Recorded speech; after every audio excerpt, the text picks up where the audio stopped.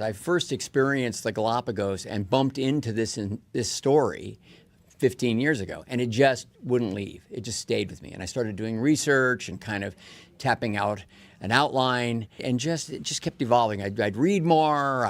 They made a documentary some years later. That was really interesting. But I kept feeling like that sort of my take on how to approach this was being validated the more I learned about it. And at one point I mentioned it. In fact, I'm pretty sure it was here at TIFF when we were screening Rush.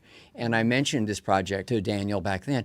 But then Noah Pink heard about the story. I told him, and he wanted to write it as a spec. He was willing to gamble on that. And when we had the script, that's when it picked up all of that momentum in COVID and became, a real project. I wouldn't go forward without a fantastic cast, so I was careful about that. And fortunately, starting with Daniel, but including everybody, here. I landed a tremendous cast. I always expected to have to make it independently. It doesn't fit the kind of investment formula that that studios tend to be looking for right at this moment. And I certainly didn't want to mold it and bend it for that. I wanted to make this project. And when I found that AGC would support it and I could put together this kind of cast, I felt like it was appropriate. It was hard work, but I think the energy and the urgency around making it seemed to kind of inform the scenes, as we were going along. How one handles humans, that it's interesting that you can build a sort of paradise or an Eden of your own and balance it emotionally, even if it's challenging and physically rigorous. But it's how we interact with other people. It's why it's such a sort of timely story, I think, because we're all, I think, globally going through a situation where we're looking at divisive ways of how to live our life, how the future should be, and what should be led. Is it the head? Is it the heart? Is it the soul? What revolution needs to happen next? And to me, Ritter's perspective was all good until he had to deal with other people. The way he handled his partner, Dora, being present, even before the others arrived, was to kind of ignore her, really, is what we discovered from the book.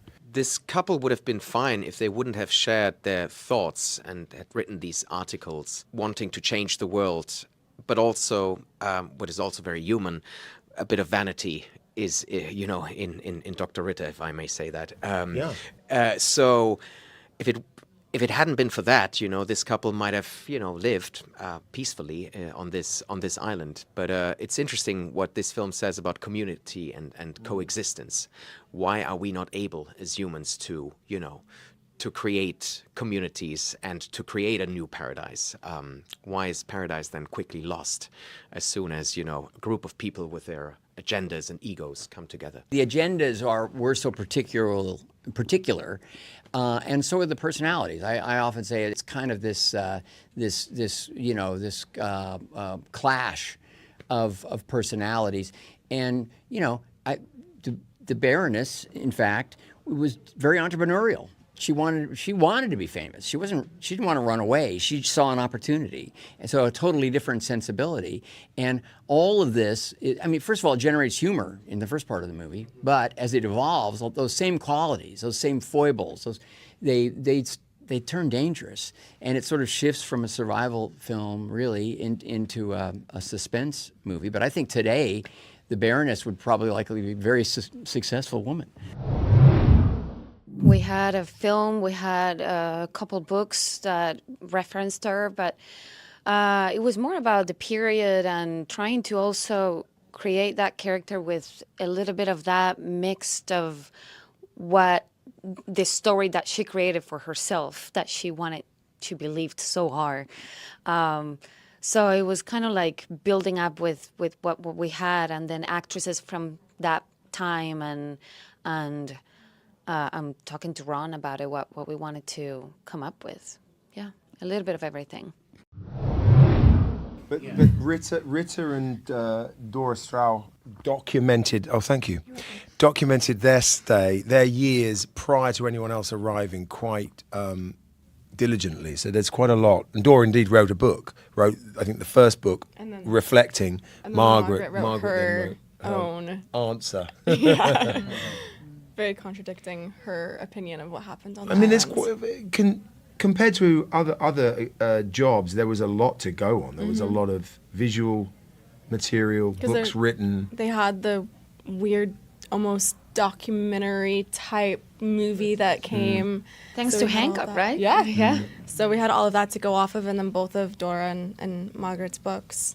And there was also newspaper clippings about everybody too. There's also, I found one of the most interesting things about it was kind of getting them, to me it's, like you said, Ron, it's about personalities clashing, but also philosophies and beliefs, and like the rigidity of belief. And when you believe something to be right and therefore something else is wrong because you believe that to be right, I thought that was really interesting, the examination of a kind of, and for us, a sort of fanaticism. I always saw it as a fanaticism, and the kind of danger of that when you think you believe reality has to be a certain way in order to, you know, and then there's competing things, and that in this sort of human nature, as opposed to the opposite of that being community. And what motivates that? Like, what's at its heart? If it's, you know, and where in the human body or in the human spirit is the truest root? And you know, if you're doing it from the head, can you survive in the head? Can you survive in the body? In the end, can you survive in the heart? I mean, the answer, I think, in our film is the heart wins out ultimately.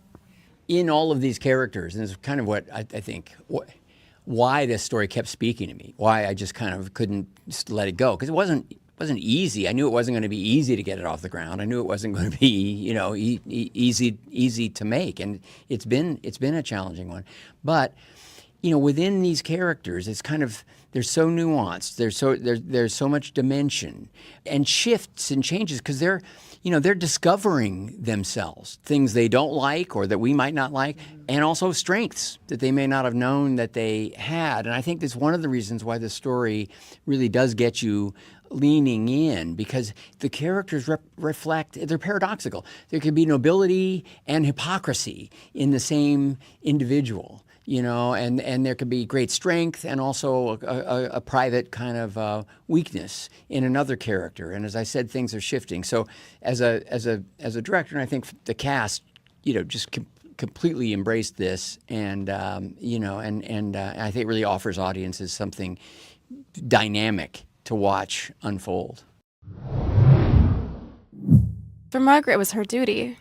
Unlike most of the other characters, they all went with their own ambition and on their own accord, and she truly did it because that's what her husband wanted to do, and that's what she was raised to believe, and to support and honor her family and do whatever is best to be able to take care of them. And so she fully and blindly followed in his footsteps and did everything in her power to keep the family strong. It's honestly very admirable and powerful, but it's definitely a different time and a different belief. But she, in her heart, she was doing what she knew she was raised to do.